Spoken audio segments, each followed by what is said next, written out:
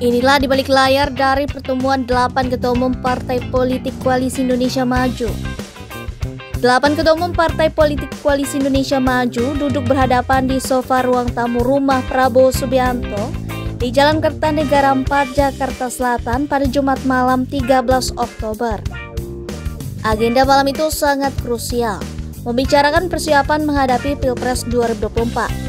Khususnya soal kandidat calon wakil presiden karena masa pendaftaran bakal segera dibuka oleh KPU. Semua tamu diminta mengumpulkan telepon selulernya, pertanda rapat penting segera dimulai. Tepat pukul 19 waktu Indonesia Barat, Prabowo membuka pertemuan. Prabowo memulai cerita dengan mengenang dirinya bergabung ke kabinet sejak 2019 lalu. Para ketua umum yang didampingi salah satu atau dua pejabat teras partainya diam saksama. Prabowo mengungkit permintaan Jokowi kepadanya pada 2021 lalu. Prabowo mengaku diminta Jokowi untuk meneruskan kepemimpinannya. Setelah itu, Prabowo juga menyebut ada upaya Jokowi mendekatkan dirinya dengan PDIP. Namun, itu sulit terlaksana karena Megawati Soekarno Putri tak kunjung memberi kesempatan untuk bertemu. Sekjen Partai Bulan Bintang (PBB) Afrian Shandur yang mengikuti pertemuan membenarkan cerita Prabowo tersebut.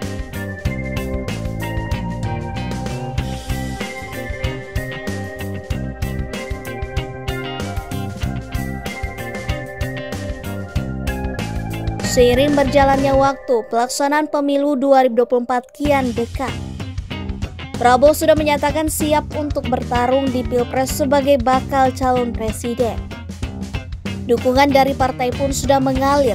Selain Gerindra, ada Golkar, Demokrat, PAN, PBB, Gelora, Garuda, serta PBB sudah memenuhi syarat untuk mendaftar ke KPU. Namun, belum ada calon wakil presiden yang ditentukan. Pembicaraan lantas masuk ke topik tersebut. Nama putra sulung Presiden Jokowi, Gibran Rakabuming Raka, memang benar-benar dipertimbangkan kubu Prabowo sebagai kandidat calon wakil presiden. Di malam itu, Prabowo meminta para pimpinan partai untuk menunggu putusan Mahkamah Konstitusi (MK) yang akan dibacakan pada Senin 16 Oktober. MK akan memutus gugatan uji materi terhadap pasal dalam Undang-Undang Pemilu yang mengatur batas usia minimal capres dan cawapres. Putusan MK nanti sangat mempengaruhi nasib Gibran. Pasalnya, dalam pasal Undang-Undang Pemilu saat ini, batas usia minimal capres dan cawapres adalah 40 tahun, sementara Gibran baru berusia 36 tahun. Apabila MK mengabulkan gugatan dari penggugat yang keberatan atas pasal tersebut, maka Gibran bisa didaftarkan ke KPU. Itu pun jika Gibran mau dijadikan cawapres. Prabowo di hadapan para ketua umum partai koalisi mengungkit pembicaraannya dengan Jokowi soal Gibran.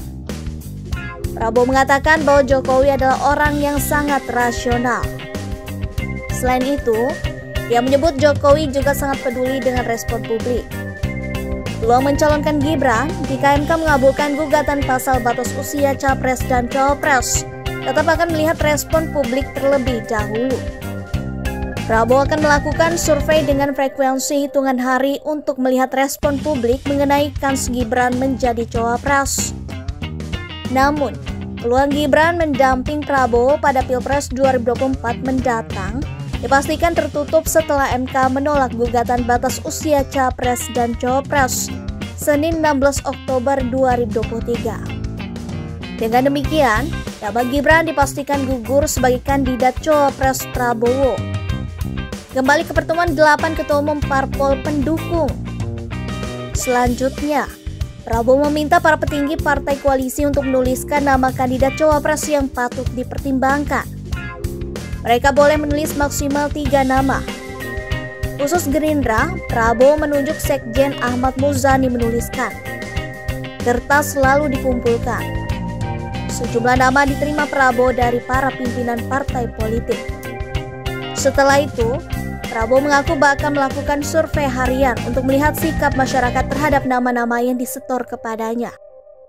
Setelah itu, Prabowo meminta kepada para tamu untuk tidak berpergian keluar Jakarta dalam beberapa hari ke depan.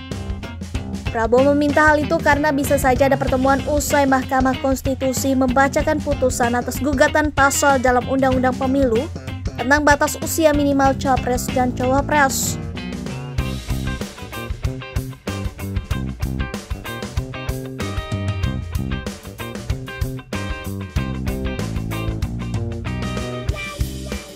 Rapat malam itu disudahi. Telepon seluler para pimpinan Partai Koalisi Indonesia Maju dikembalikan ke pemiliknya masing-masing. Para tamu dan tuan rumah lalu menggelar konferensi pers. Prabowo menyampaikan bahwa kandidat cawapres sudah mengerucut ke 4 nama. 3 dari Jawa, 1 dari luar Pulau Jawa.